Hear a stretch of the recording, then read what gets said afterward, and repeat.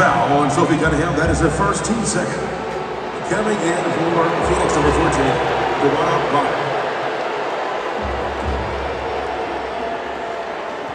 I'm just glad Kalia Copper, guys, of the Phoenix Mercury, was able to keep her wig on in last night's game when it was the Indiana Fever versus the Phoenix Mercury. The Indiana Fever ended up on top. Okay, they won the game. They got over 100 points, guys, in that game last night.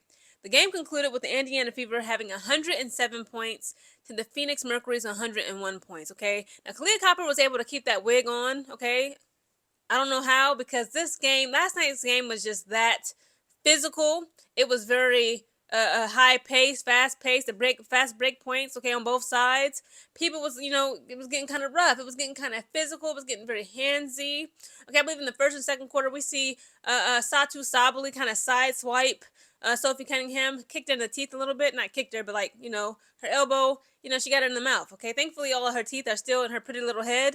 Okay, we saw Satu Sabali and Sophie Cunningham just kind of like battling it out throughout the game. Even Kalia Copper and Sophie Cunningham was kind of like battling it out throughout the game, which ironically was crazy because the beef started with them when she was on the Chicago Sky rather. Kalia Copper was a Chicago Sky. She used to be a skyscraper.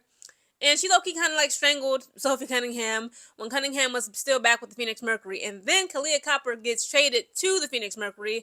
And they were teammates for years, a couple years. And it seemed like, they squashed the beef, okay? That was like the number one like beef in the WNBA. Like, how do you become cool with a woman who kind of like strangled you during the foul? I mean, like, you're teammates now. You have no choice but to get over it.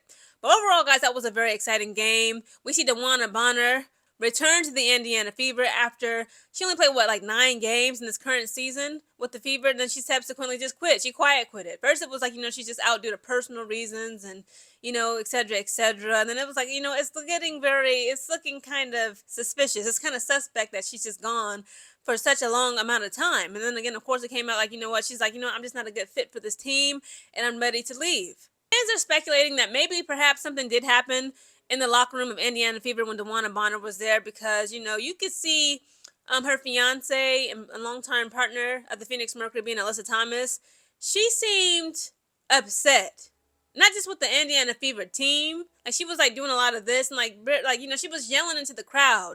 Yelling into the stands and the fans at the Indiana Fever arena. And it was like she was trying to send a message to them. And people were like, well, who knows what DeWanna Bonner was going through, when she was a part of the Fever, a team. Who knows what she was going through in that locker room, And it was like, it just seems as though DeWanna Bonner still has a chip on her shoulder, as well as her fiance, Alyssa Thomas, because again, they were kind of, specifically Alyssa Thomas, like her whole energy. Now, she's always been somewhat of a brute to me on the court, but the way she was getting into it with the fans and shouting things at them, something either have occurred. Okay, when DeWanna Bonner was a part of the Indiana Fever, and she didn't, she be pillow talking. Obviously, it's her fiance. She was pillow talking with her, told her the tea. And DeWanna Bonner and Alyssa Thomas still feel some type of way towards the Indiana Fever team and their fans to this day. And of course, I agree with Stephanie White. She was like, for the Indiana Fever, Alyssa Thomas and Kalia Copper was like, it's distasteful for them to be booing DeWanna Bonner, because as soon as she entered the game, all you hear was boo. Okay, the freaking arena just erupted in boos towards DeWanna Bonner because they see her as a quitter. It was like, how dare you just quit on us? You don't do that. But she said, she don't fit this team. Y'all are very fast paced, and she just didn't get what the get down. Maybe she don't like Indiana. Okay, she don't want to be surrounded by a bunch of cornfields. Okay, but Kalia Copper and Alyssa Thomas it's distasteful and tacky. How dare they boo? And Stephanie White, I agree with Stephanie White, the head coach of Indiana Fever. Girl, this is sports. Get over it. That's just what we do. Again, this was a very close game, exciting game, okay? It was close towards the end. In the beginning, I thought the Phoenix Mercury was going to have the Indiana Fever card, okay? Because in the first quarter, Mercury scores 30 points. The Fever only had 20 points, okay? But after that, except for the third quarter, the Fever just took off. They got themselves together, okay? In the second quarter, the Mercury scored just 20 points. Fever scored 35 points, okay? That's how good their offensive skills, in the second quarter, their offenses, the Indiana Fever that is, it just came 10 times strong. It was nothing the freaking Mercury could do. And also on the other hand, for the Mercury, their offenses was just stagnant, okay?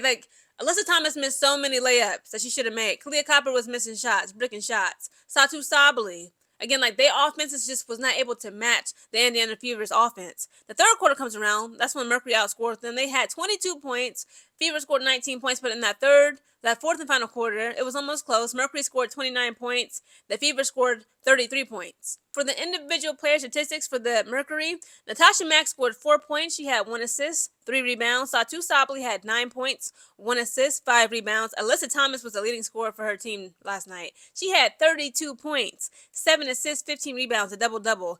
Kalia Copper had 22 points, 1 assist, 1 rebound. Monique Akoa Makani had 2 points, 1 assist, 1 rebound. DeWanna Bonner only had 4 points, 0 assists, and 1 rebound. She played for a total of 21 minutes. Now, girl, you said that when you left Indiana Fever, the apologies better be just as loud as the disrespect.